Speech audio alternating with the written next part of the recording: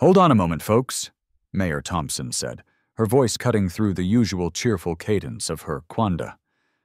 I've just received a deeply disturbing message from a resident, a Miss Sarah M., from Serene Meadows Estates. The mayor's eyes, magnified on the small phone screens, seemed to bore directly into Agnes. Sarah, I am so sorry to hear this. Let me read this out for everyone, because frankly, I'm having a hard time believing it myself. She read Sarah's comment aloud, her voice laced with rising indignation. HOA revoked approved permit for disabled daughter's wheelchair ramp. Aesthetics. Coastal gray versus beige. The mayor looked up from the tablet, directly into the camera that was broadcasting to thousands of city residents. Are you kidding me? In this city? Under my administration?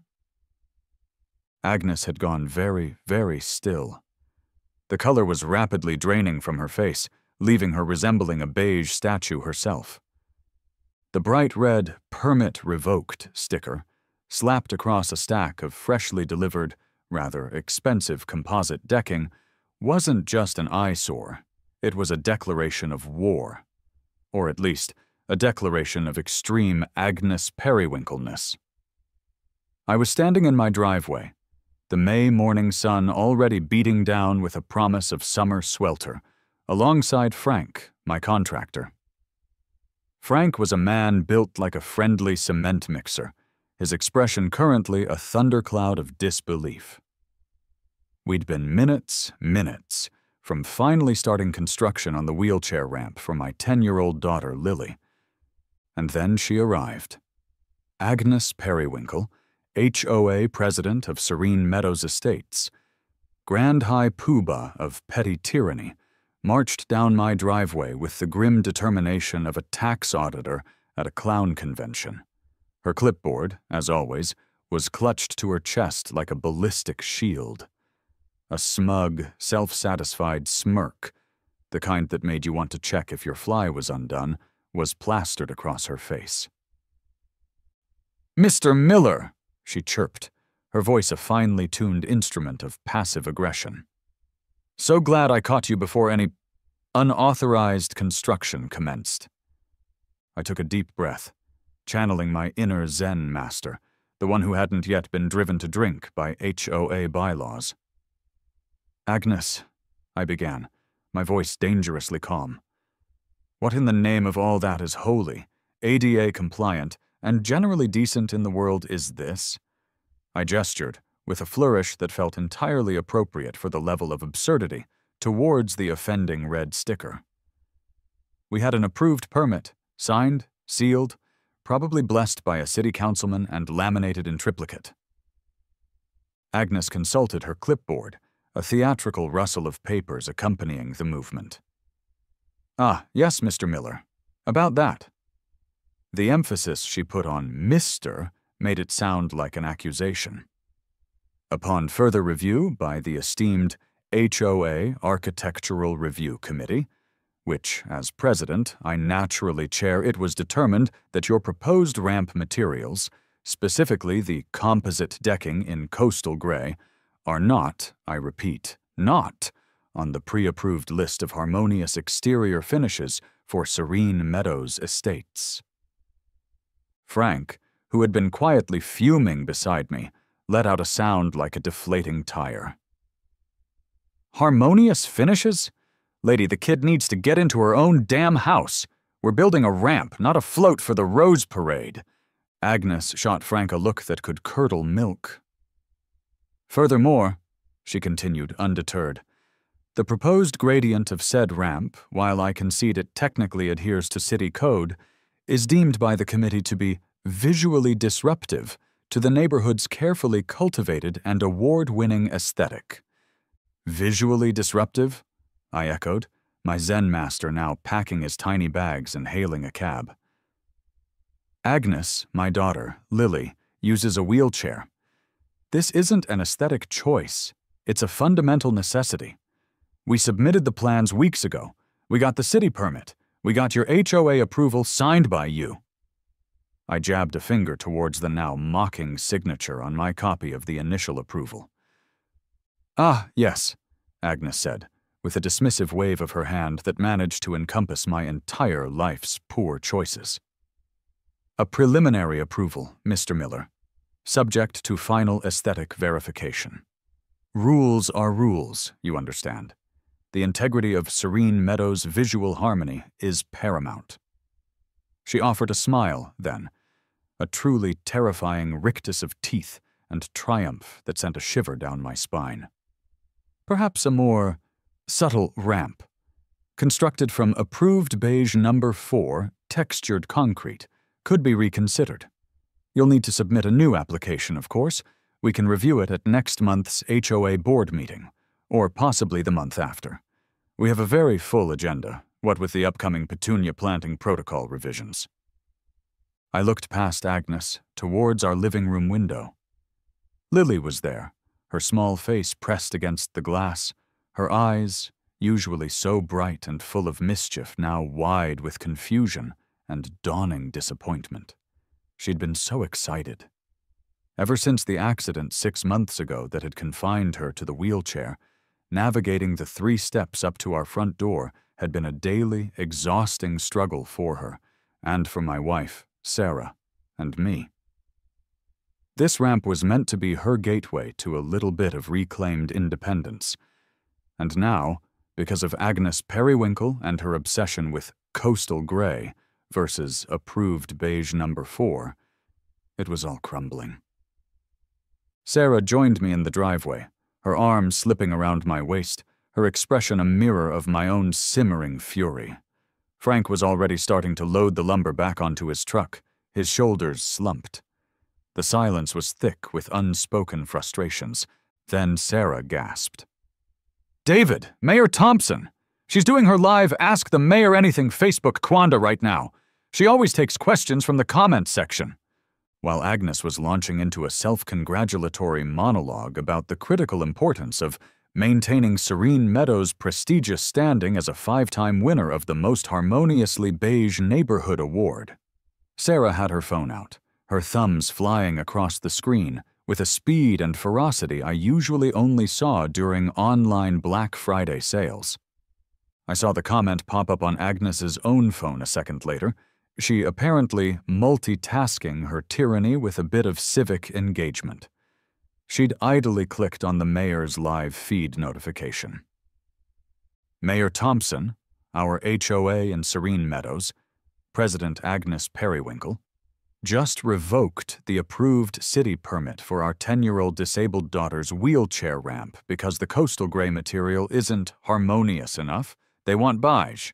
Permit hash WR 78952. We're devastated, and she needs this ramp to access her home. What can we possibly do? Sarah M., Serene Meadows.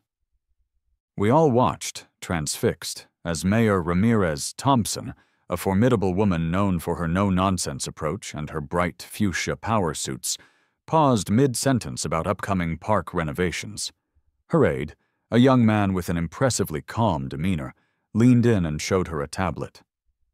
Mayor Thompson's usually warm smile vanished, replaced by a thundercloud of incredulity. Agnes, still mid-oration about the slippery slope of non-compliant decking, faltered as she, too, registered the mayor's sudden change in expression on her phone screen. "Hold on a moment, folks," Mayor Thompson said, her voice cutting through the usual cheerful cadence of her quanda. "I've just received a deeply disturbing message from a resident, a Miss Sarah M. from Serene Meadows Estates." The mayor's eyes, magnified on the small phone screens, seemed to bore directly into Agnes. "Sarah, I am so sorry to hear this.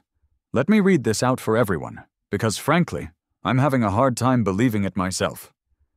She read Sarah's comment aloud, her voice laced with rising indignation. "HOA revoked approved permit for disabled daughter's wheelchair ramp. Aesthetics. Coastal gray versus beige." The mayor looked up from the tablet, directly into the camera that was broadcasting to thousands of city residents. "Are you kidding me? In this city? Under my administration? Agnes had gone very, very still.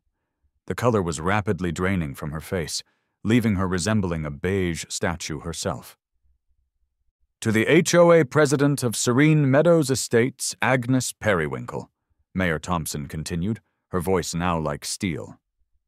Let me be crystal clear. This is an outrage.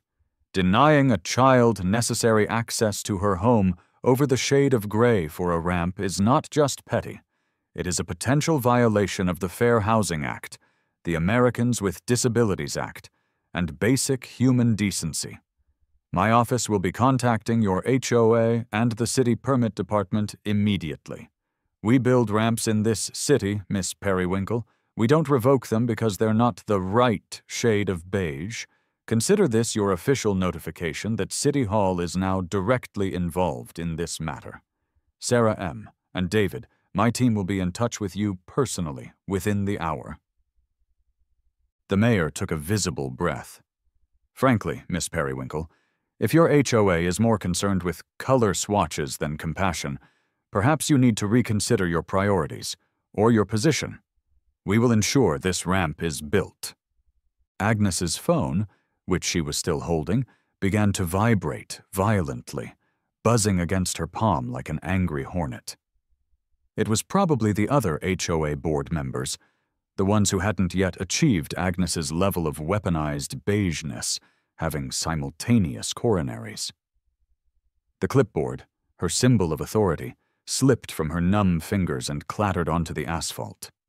Without a word, without even a parting glare, Agnes Periwinkle turned and practically fled up the driveway, her usual imperious stride reduced to an undignified scuttle. Frank, who had witnessed the entire mayoral smackdown over Sarah's shoulder, let out a whoop that could have woken the dead. "Well, I'll be hornswoggled," he boomed, his earlier despair replaced by a grin that split his face. "Never seen anything like it in 30 years of contracting. That Mayor Thompson, she's got guts made of rebar." Sarah was crying, tears of relief and shock streaming down her face. I pulled her into a hug, my own heart pounding a wild rhythm against my ribs. Lily was still at the window, but now her expression was one of wide-eyed wonder. Before Frank could even finish reloading the lumber, my phone rang. Caller ID, Mayor's office. "Mr. Miller?" a calm, efficient voice said on the other end. "This is Elena Vance from Mayor Thompson's community outreach team. The mayor asked me to call you personally. She is deeply concerned by what happened this morning. She's already instructed the Department of Planning and Development to conduct an immediate review of your permit situation. Could you provide me with the permit number and the name of your HOA president, again, just for our records?" I gave her the information, my voice still a little shaky. "Excellent," Miss Vance said.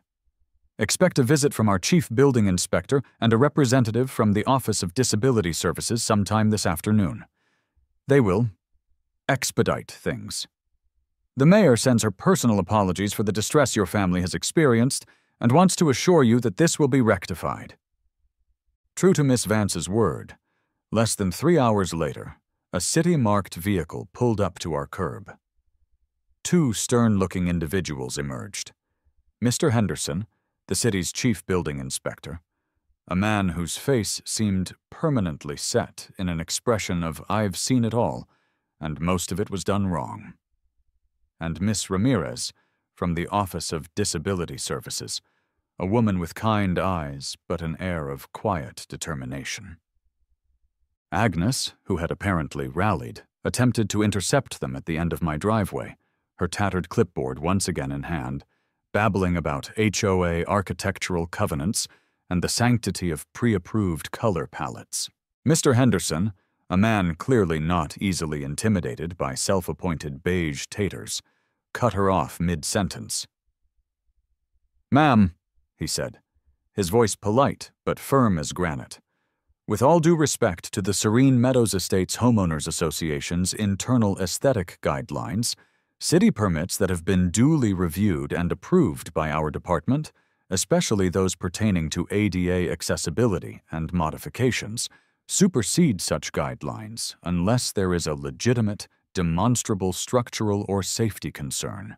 We are here today at the express directive of Mayor Thompson to ensure this ramp is constructed in accordance with city code and without further undue delay.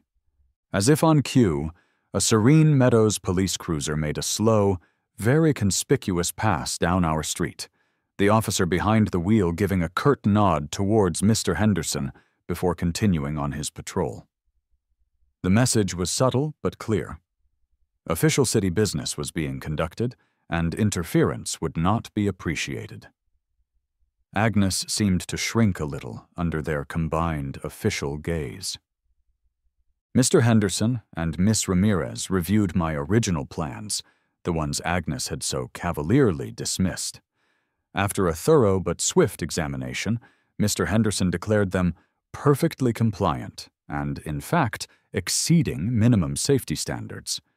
He then, with a flourish that I particularly enjoyed, took the bright red "Permit Revoked" sticker Agnes had affixed to my lumber, tore it neatly in half, and handed the pieces back to a stunned Agnes. From his briefcase, he produced a new permit, already filled out, with a bright green "Priority Mayoral Directive Expedite" stamp emblazoned across the top. "Your permit is reinstated, Mr. Miller," he announced. "Effective immediately. You may commence construction as planned. My office will handle any further liaison required with the Homeowners Association." The way he said liaison made it sound like a threat. Frank, who I'd called as soon as the mayor's aide hung up, was back the next morning before the dew had even dried on Agnes's illegally green lawn. He was grinning like a Cheshire cat. "Got a call from Henderson down at the city yesterday afternoon," Frank boomed, already unloading tools. "Said the mayor's office personally requested that any inspections for this job get top priority. Red carpet treatment, David. Never thought I'd see the day an HOA Karen got put in her place by the actual mayor. It's beautiful, man. Just beautiful. Now let's get this ramp built for Lily." Agnes, however, was not a woman to accept defeat gracefully, or at all, really. Humiliated on a public stage and overridden by City Hall, she seemed to channel her thwarted ambition into a new, highly focused campaign of petty guerrilla warfare waged directly against Casa Miller. The violation notices started appearing, tucked under my welcome mat with passive-aggressive precision. My grass, apparently, was now exceeding HOA-mandated height standards by a visually offensive 0.25 inches. This, mind you, was while I was juggling calls with city officials, comforting a confused and anxious Lily, and trying to coordinate with Frank. Lawn care had, understandably, slipped a notch on my priority list. Frank's work truck, legally parked on the public street during work hours, became the subject of another formal complaint for obstructing the harmonious flow of neighborhood panoramas. Then came the anonymous tip to animal control, citing excessive and unhygienic squirrel activity, allegedly attracted by my unregulated bird feeder. Officer Rodriguez from Animal Control, a cheerful woman with a genuine love for creatures great and small, had a good laugh with me about that one after determining that my single, modest bird feeder was hardly a squirrel magnet of epic proportions. "Some people just have too much time on their hands, Mr. Miller," she'd said, shaking her head. "And a weird vendetta against squirrels." The community of Serene Meadows Estates, meanwhile, was buzzing. The mayor's public takedown of Agnes had become the stuff of local legend overnight. Some of the older residents, Agnes's staunchest allies in the ongoing war on individuality, grumbled about special treatment and the erosion of our carefully curated community standards. But many more, particularly younger families and those who had long suffered under Agnes's reign of beige, quietly, and sometimes not so quietly, cheered us on.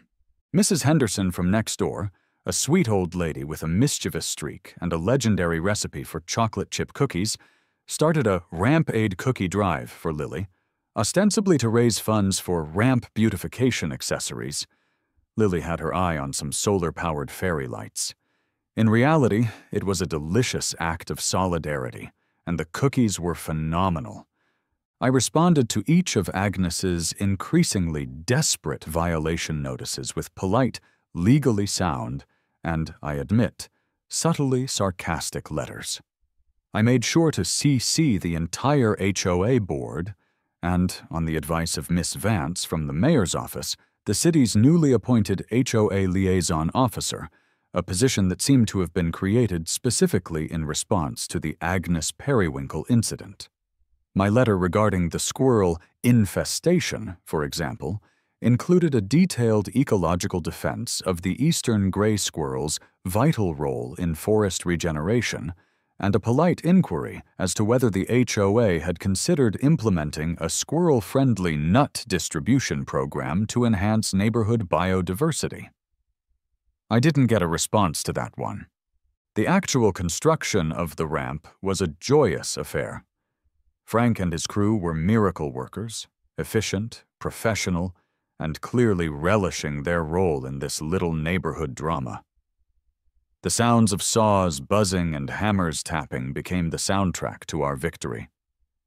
Lily would sit at her window for hours, her face alight with anticipation, giving Frank's crew thumbs-ups and occasionally directing them on the optimal placement of a support beam from her expert, 10-year-old perspective. Agnes, naturally, was a constant, hovering presence. She'd peer from behind her meticulously trimmed, and I noted with some satisfaction, slightly less vibrant hedges, occasionally emerging to take photos with her phone, her lips pursed in a moue of perpetual disapproval. Frank's crew developed a game of waving cheerfully and offering her coffee every time she appeared, which only seemed to deepen her scowl. "She's out there again, boss," Frank chuckled one afternoon, nodding towards Agnes, who was attempting to measure the decibel level of his nail gun using what appeared to be a very old smartphone app. "Looks like she's contemplating filing a noise complaint against the concept of progress itself. Might offer her some earplugs and a Valium." Her attempts at direct obstruction were laughably inept. One morning, her sprinklers accidentally malfunctioned, sending a rogue jet of water directly onto a freshly poured concrete footing for one of the ramp supports. Frank, with a weary sigh, simply built a small temporary dam out of sandbags and carried on. Another time, her prize-winning Persian cat, Sir Reginald Fluffington III, somehow escaped and decided to take a leisurely nap directly in the path of a wheelbarrow full of wet cement. Sir Reginald was gently relocated, looking deeply affronted, and work resumed after a minor delay for feline-related diplomacy. Each petty attempt only served to make Agnes look more foolish and further galvanize the support of our reasonable neighbors. As the ramp neared completion, a beautiful, sturdy structure of coastal gray composite decking that looked both modern and entirely accessible, Agnes made one final, desperate stand. She called the police again. This time, her complaint was that Frank's crew had allegedly damaged the public sidewalk during construction. They hadn't. Frank was meticulous about protecting public property, and that the ramp itself was now deviating from the approved plans and was, in fact, a structurally unsound death trap. Officers Miller and Diaz, the same two who had responded to the initial ramp aesthetics debacle, though it felt like a lifetime ago, arrived on the scene. Officer Miller, a man whose patience had clearly been worn thinner than Agnes's justification for beige, sported an expression that could only be described as profoundly weary of this particular address. "Ma'am," Officer Miller said, his voice devoid of all inflection after Agnes had delivered her frantic, unsubstantiated accusations. "We've reviewed the updated, mayor-stamped, city inspector-approved permits again. We've spoken to Mr. Henderson from the city. We've even spoken to Frank's crew, who, by the way, have an impeccable record. Mr. Miller and his contractor are, once again, fully compliant. This ramp," he gestured towards the nearly finished structure, "has been personally reviewed and signed off on by more city officials than the annual budget. Unless you have concrete, verifiable evidence of an actual crime being committed, we would appreciate it if you would allow these gentlemen to finish their work, and perhaps refrain from utilizing emergency services for disputes regarding decking materials." Agnes, her face mottling with rage and humiliation, tried to argue, to sputter about bylaws and visual harmony and the imminent collapse of Western civilization due to non-beige ramps. But the officers were firm. They ended up giving her a rather stern verbal warning about the misuse of police resources and the potential for fines if she continued to make unsubstantiated nuisance calls.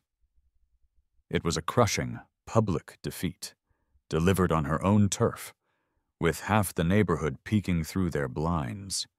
The day the ramp was officially completed was a beautiful one.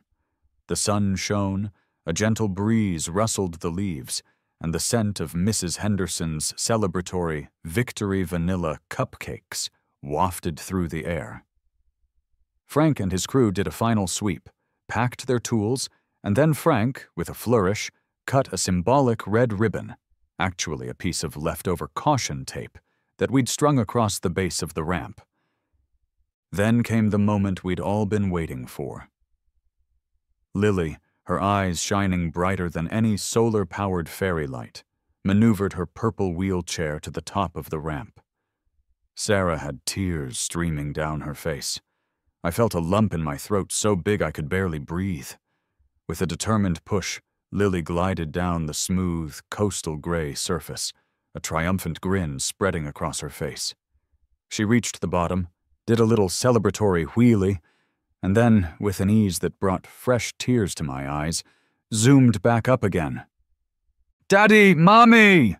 she shrieked, her voice pure joy. "It's like a superhighway. I can go fast. I can go anywhere." A spontaneous cheer went up from the small crowd of supportive neighbors who had gathered. Mrs. Henderson armed with a tray of cupcakes, the family from down the street whose son also used a wheelchair, and who had offered invaluable advice, even old Mr. Abernathy, awake and actually smiling. Agnes Periwinkle was, of course, visible, a shadowy figure behind her slightly parted lace curtains, watching the joyous scene unfold. The vibrant life and community spirit blossoming on my driveway was a stark, technicolor contrast to the beige, bitter world she had tried so desperately to impose. That evening, we had an impromptu thank-you barbecue for Frank, his amazing crew, and our wonderful, supportive neighbors. The Rampade cookies were a huge hit. The highlight, though, was an unofficial drop-in by Mayor Thompson herself. She arrived without fanfare, congratulated Lily with a warm hug, shook Frank's hand, and shared a cupcake with Mrs. Henderson.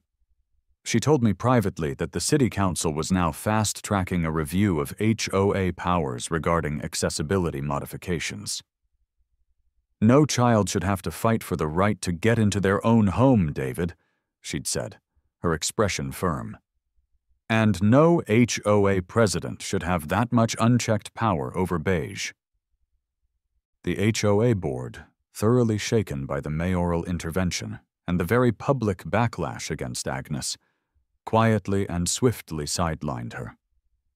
Gerald, the nervous board member who had called me in a panic, was appointed interim president. His first official act was to propose a complete review of Serene Meadows' outdated and potentially exclusionary architectural guidelines, with a special emphasis on promoting accessibility and compassionate community living. A few weeks later, I was out front, tending to my now famous drought-tolerant garden. Agnes was collecting her mail from her Pantone Cool Gray 7C compliant mailbox.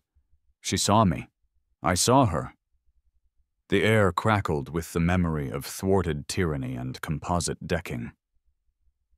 "Well, Mr. Miller," she said, her voice stiff, the word Mr. still carrying a faint whiff of accusation. "I trust the structure is to your daughter's satisfaction." I allowed myself a small, genuine smile. "It's perfect, Agnes, absolutely perfect. Lily said the coastal gray gives her wheelchair excellent traction and complements her purple frame beautifully. She's already planning her first independent trip to the mailbox. Thanks for asking." Agnes Periwinkle just sniffed, a small, defeated sound, turned on her sensible heel, and retreated into the beige sanctuary of her home. Life in Serene Meadows Estates became, if not entirely serene, then certainly a lot more reasonable, and a whole lot more accessible.